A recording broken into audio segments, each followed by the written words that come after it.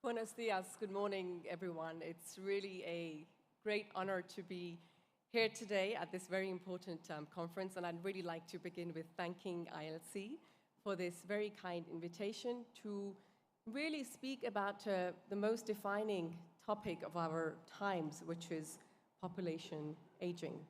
For the OECD and its member countries, this is a central issue for economic resilience, to ensure that we can maintain the living standards, but also improve our well-beings.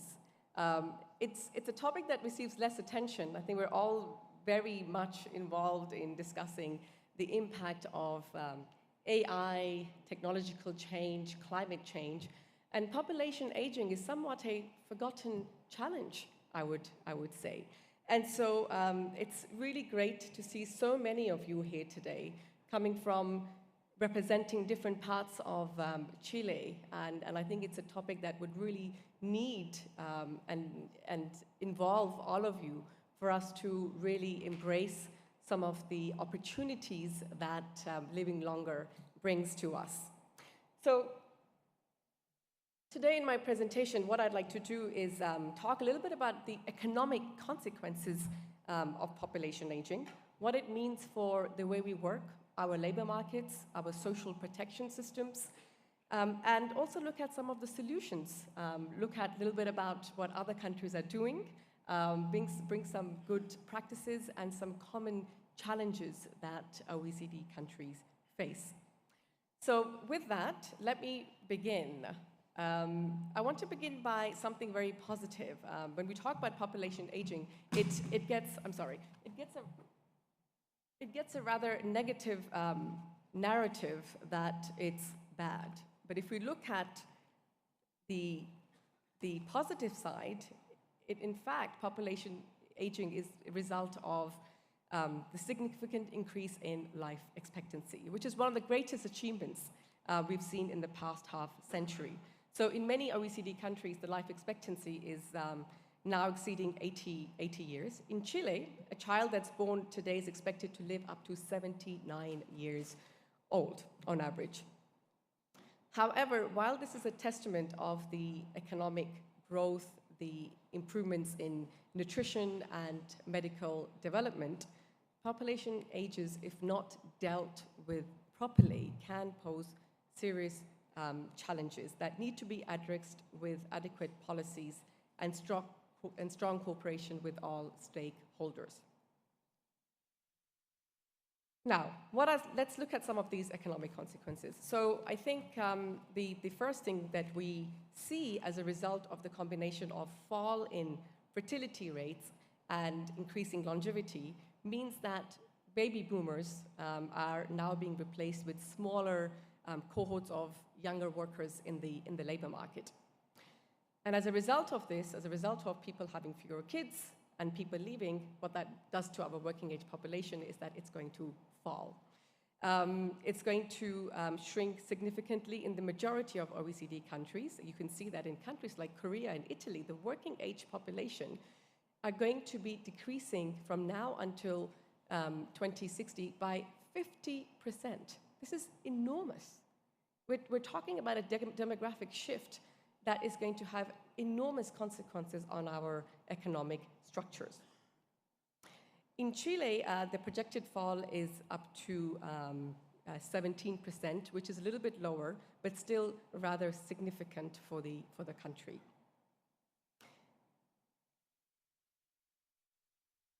Now, decreasing fertility and increasing longevity also means fundamental changes to the age structure of the population.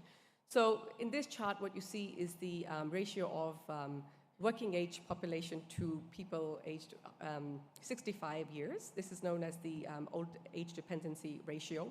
And what we see is that the number of people aged 65 years and above per 100 persons of the working age has increased from 19% in 1980 to 31% in 2023, and is expected to increase by 53% on average by 2060. In Chile, it will be above 50%. So Chile today, in about 20 to 30 years' time, would look like the world's most aged societies like Japan and Italy. And so this shrinking working age base that supports the pensioners or the growing retired population will create enormous challenges for our pension systems, the fiscal sustainability on health expenditures, and the labor market sustainability.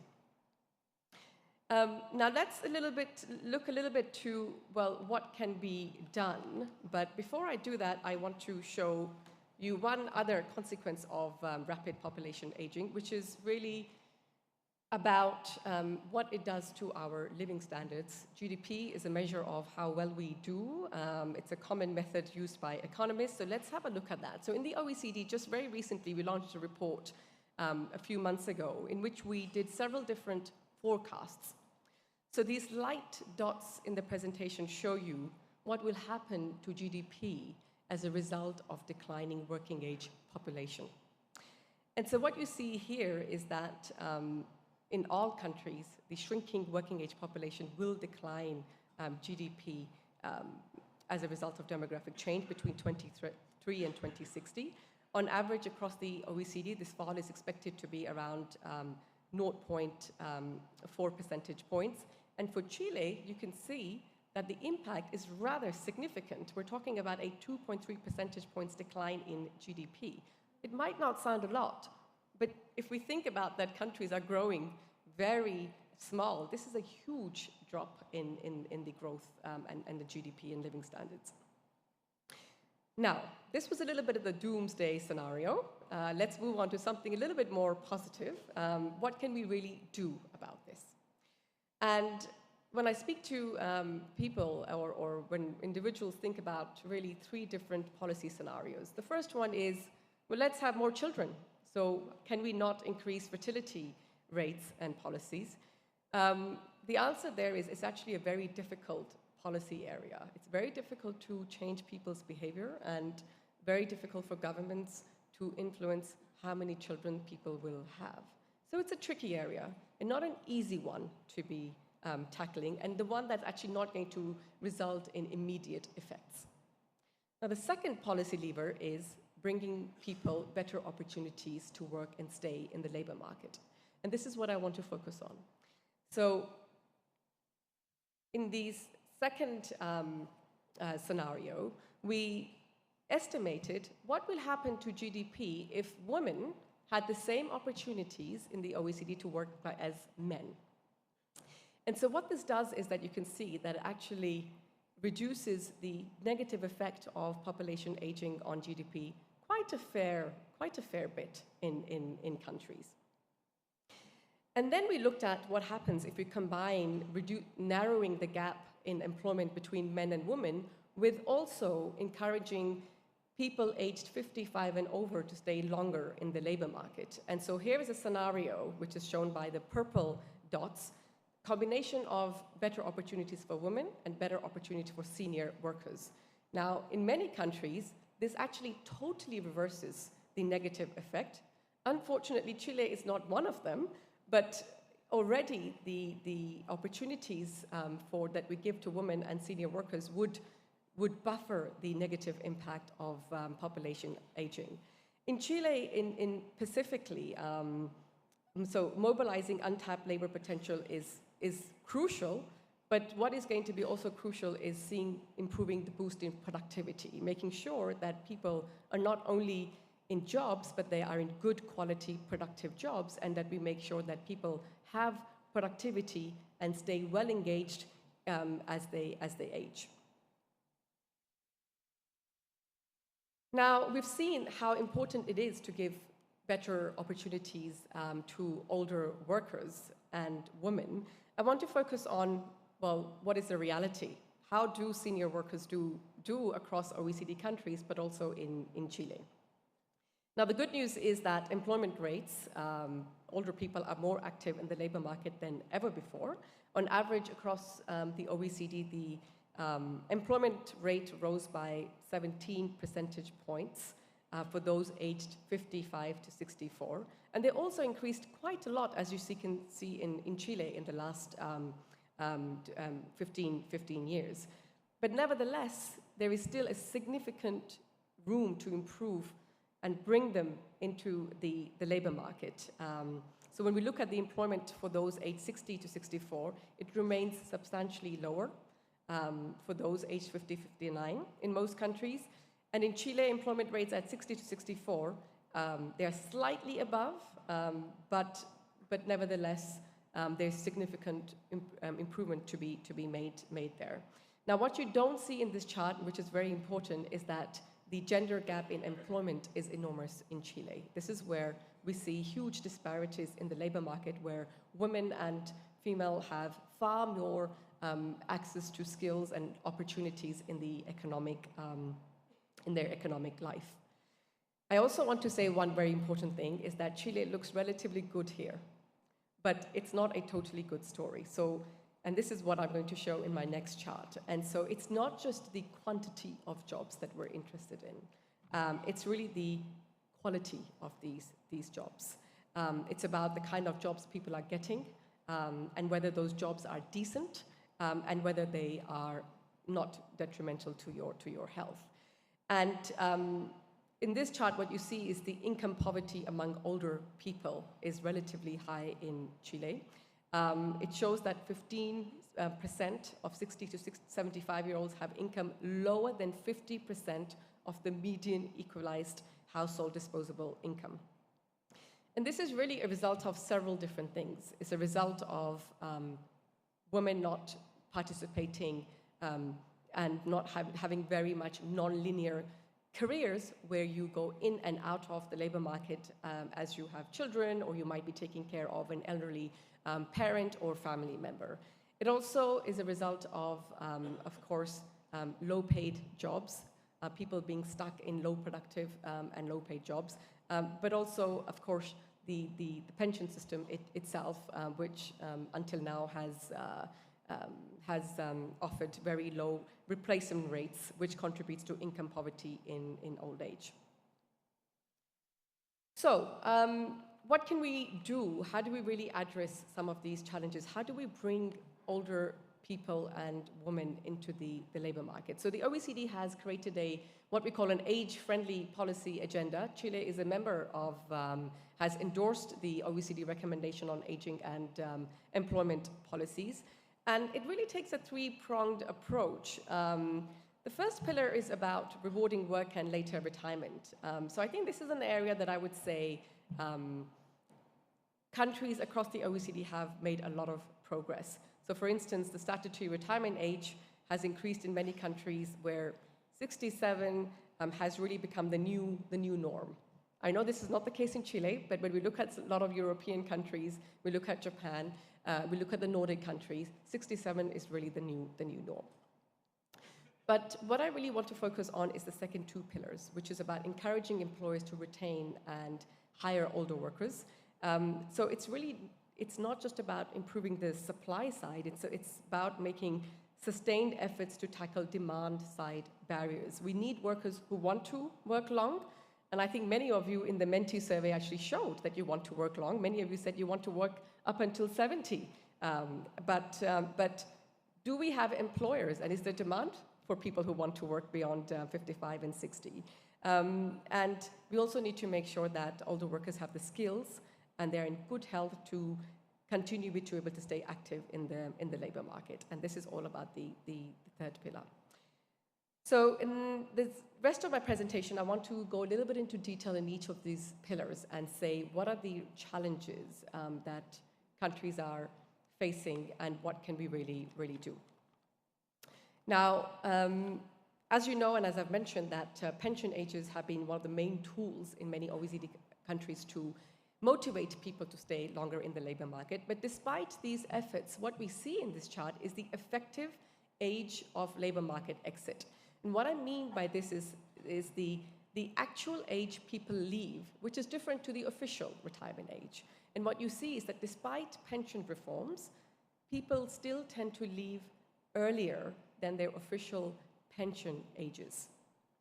Now, you'll be surprised to see that in Chile, the effective retirement age is actually higher than the official retirement age. So we have women working up until the age of 67, and women at the age of 60, 64. And again, this is partly a result of several things. Well, two main things. One is that actually, which is good, that in Chile, compared to some other OECD countries, there's no restrictions in combining pensions and work, which is quite important. People should have opportunities to be able to work even after their pension age and combine pensions. But the second is embedded in a slightly negative reason, and as I've mentioned already before, people have no choice.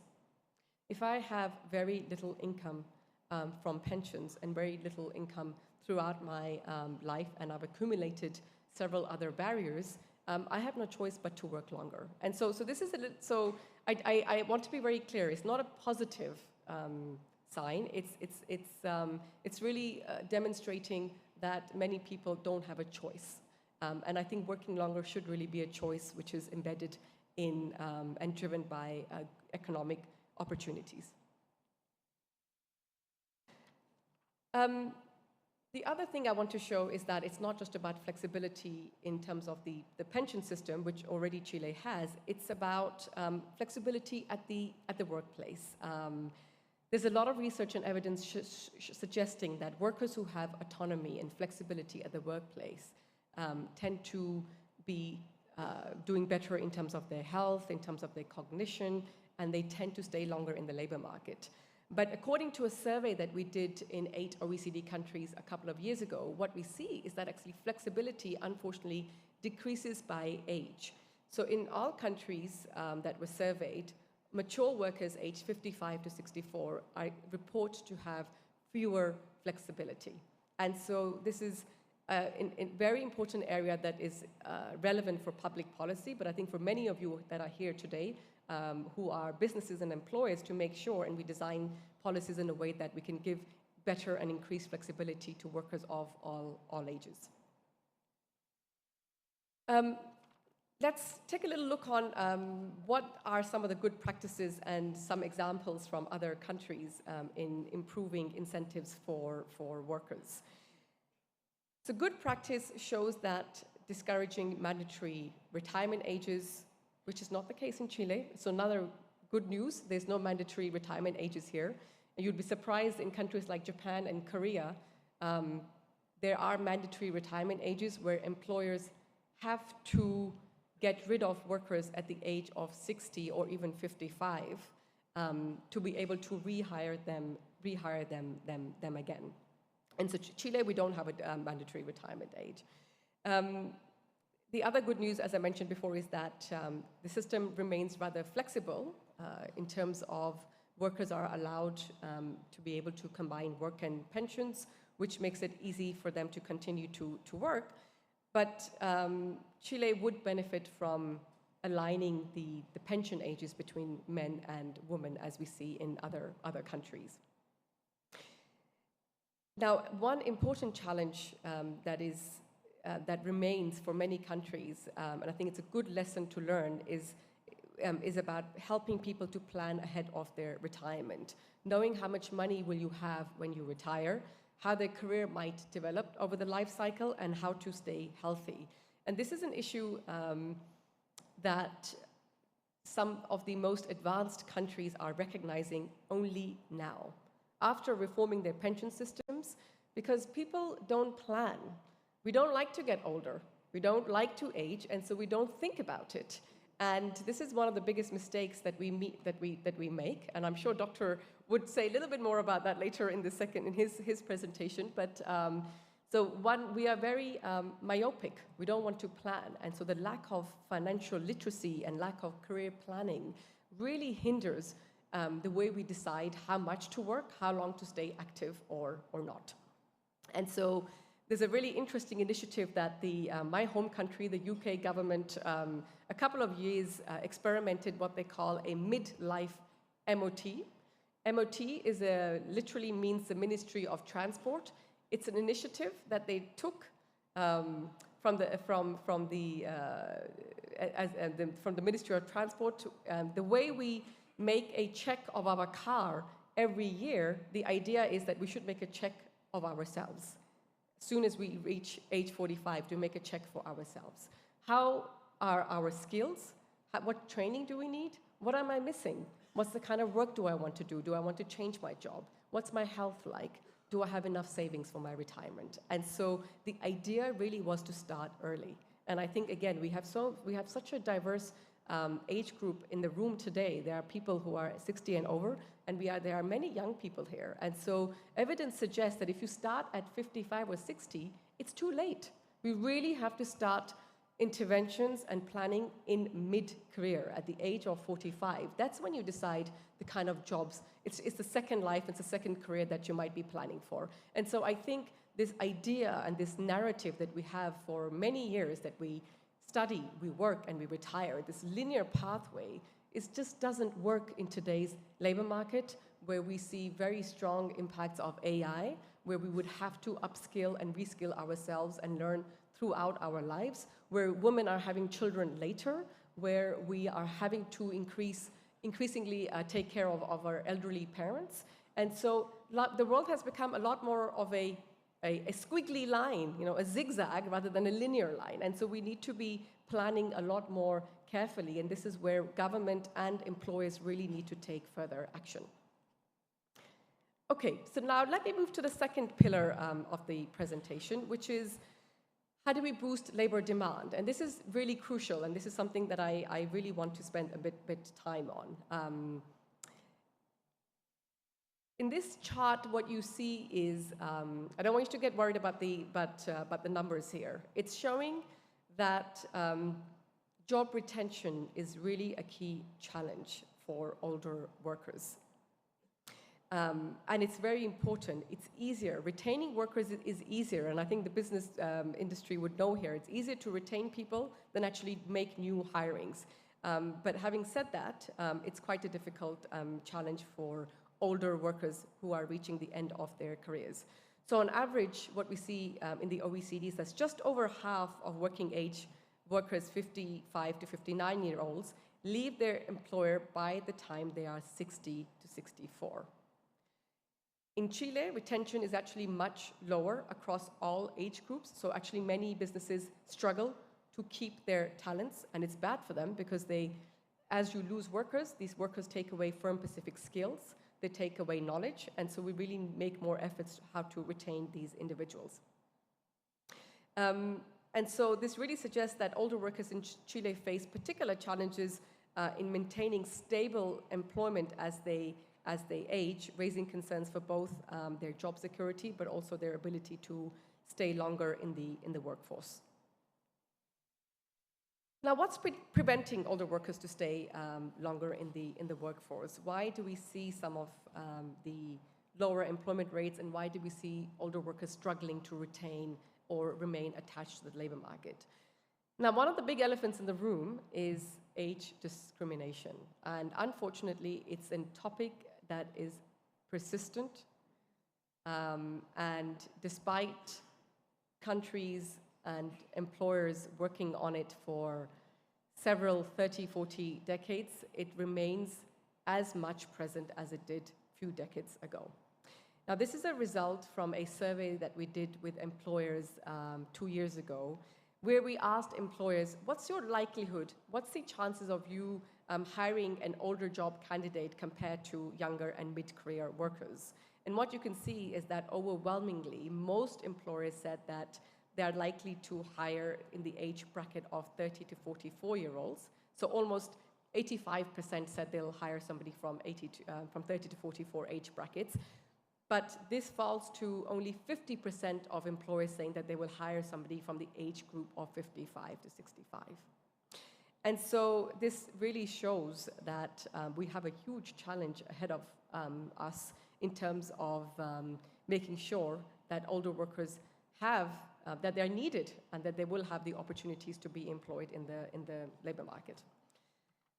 Now, what are some of the reasons? Why do employers think that way?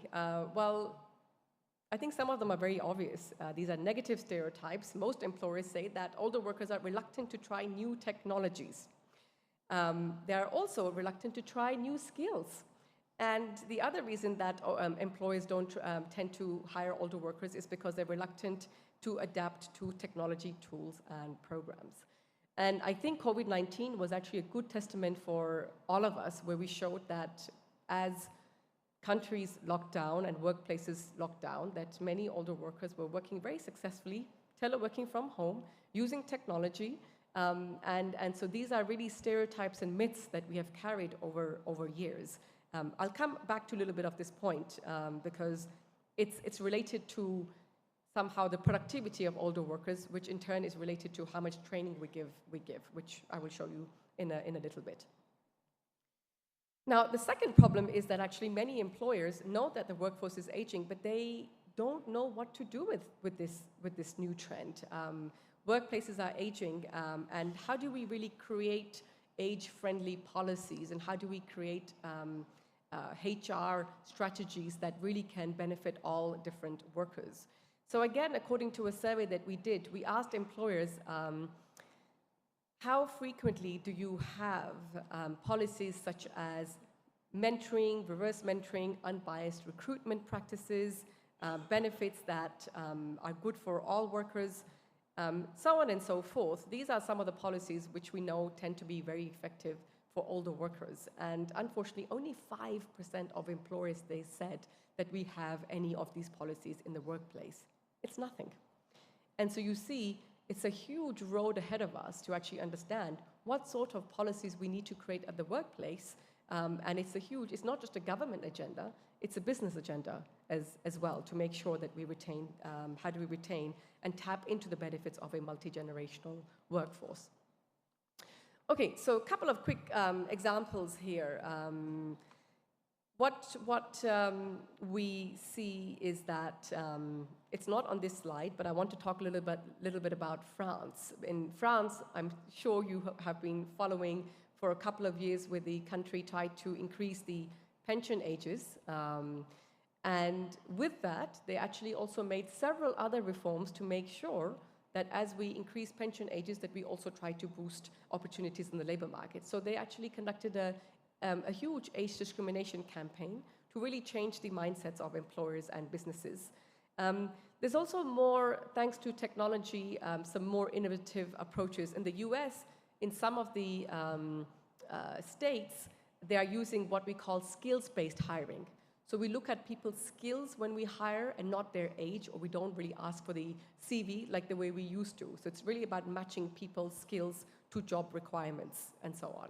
In Austria, the Public Employment Services, which is the government ages, has introduced last year a dedicated unit that really supports employers and businesses how to create age-friendly workplaces, giving them advice on job design, working time, and hiring practices. And here I've also put some examples from some large companies, some global companies whose policies we've looked into that are doing very similar initiatives. So Schneider Electric in France, they designed a program called Last Mile of Your Career, which really tries to offer career guidance, coaching, and webinars on age inclusive for managers. I'm not going to go into all of these examples, but what I want to show you is that there's lots happening in this space. It's hot, and it's a real opportunity to be changing employer policies and both public policies. Okay, now with this, very quickly, I'm running out of time. I'm coming to the last pillar of the presentation, which is about promoting the employability throughout the life cycle. What does that mean? It means that we can help older workers stay confident and skilled and visible in the workforce. And this is important because as we age, what data suggests is that we lack confidence. Our job search skills decline, they erode, and fear of discriminations really puts us off to seek better and greater opportunities at the workplace. So according to a survey that we did in 2024, only half of older workers said that they feel confident that they can get a job and that they have the right skills to look and get a new job, compared to 64% of workers aged in the 35 to 44 years age band. Now, this goes hand in hand with another challenge, which is that as we get older, our opportunities to discuss our career aspirations and career guidance support is becoming limited. So again, I think we're not living in times where we had career guidance in universities for 16 and 18-year-olds. We also need career guidance in our 50s to be able to see, look, these are the skills that I have. What jobs can I get? Can I get the best job possible with the acquired experience that I've had? And so many workers who are age 45 and over and wish to progress in their careers, unfortunately, they don't get opportunities for this. In this chart, you see that only 33% of older workers tend to regularly review their options for jobs. They are also less likely to ask for a promotion, and they're also less likely to feel comfortable about asking for increase in wages and other benefits at the workplace. And I think this is a big important barrier here, which is embedded in this chart, that across all OECD countries, in the best performing OECD countries, we often look at the Norway, the Swedes, and the Danes. Even there, workers, yes, they tend to participate greater in labor market training, but even there you see a huge inequality that older workers, as they age, they tend to participate less in training.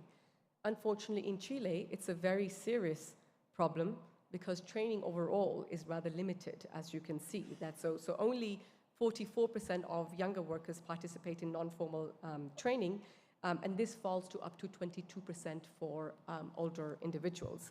And this is what I was saying earlier. It's a little bit of a chicken and an egg problem we have. So many employers think older workers don't have the right skills, they don't want to learn, and they don't have AI or technological change. But at the same time, hey, we don't actually give them the training that they need to be able to remain productive and to be able to keep performing in the labor market. And so improving skills is really a key part of this challenge over here. Another key part, which is very crucial, is about making sure that we have good quality jobs. And so in this chart, very quickly, what you see is that the share of workers in Chile, we're talking about 46% of workers who are employed. They're employed in jobs that require physically demanding jobs or long hours or for a very long time. This is one of the highest share in the country of countries with physically demanding jobs. And we know that bad quality jobs and physically demanding jobs can have a direct impact on our health and our ability to stay longer in the labor market. So, what are some of the solutions over here? There are several. It's about adapting skills, evolving to our labor market throughout the careers. How can we do this? Many countries have introduced targeted financial support for mid-career and older workers. Singapore is a very nice example where the government is covering up to 90% of the fees of the training courses for people participating. It's also about making sure that training is well designed, it's targeted, and for the needs of the older workers. And it's also about recognizing older workers' skills. I think this is very important. Sometimes governments and businesses are really worried about investing in training because it's expensive. But very often for older workers, the advantage is if we can actually measure their skills or certify the skills and experience they've had, that alone is cost-effective and easy and cheaper than actually giving them new training, because many older workers have already lots of skills, but they just don't know. So they need to be validated and they need to be certified. And last but not least, in terms of health, again, it's really, in Chile, I think in particular, it's about strengthening labor regulations, improving workplace safety and health, and making sure that workers have access to good occupational health services. In France, it's very interesting. Again, every worker aged 45 and over is required to do a health checkup. In Japan, for instance, the government has made a legislation where employers have to, every year, large employers have to check how well their workforce is doing.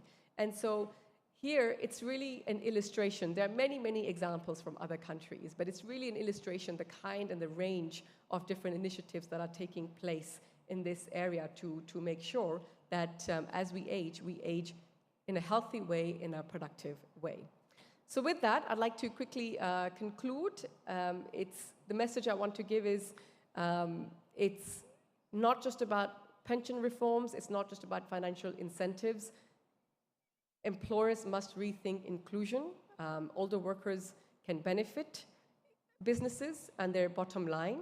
It's also about creating greater flexibility. This is key at every single age group. And lifelong learning is really a core if we were to make and embrace the benefits of rising longevity. And it's about leading systematic change where we can involve social partners and businesses and older workers themselves to really reap the benefits of the rising longevity trends. So with that, I'll conclude. Apologies for a slightly longer presentation, and I'm happy to answer any questions. Thank you very much.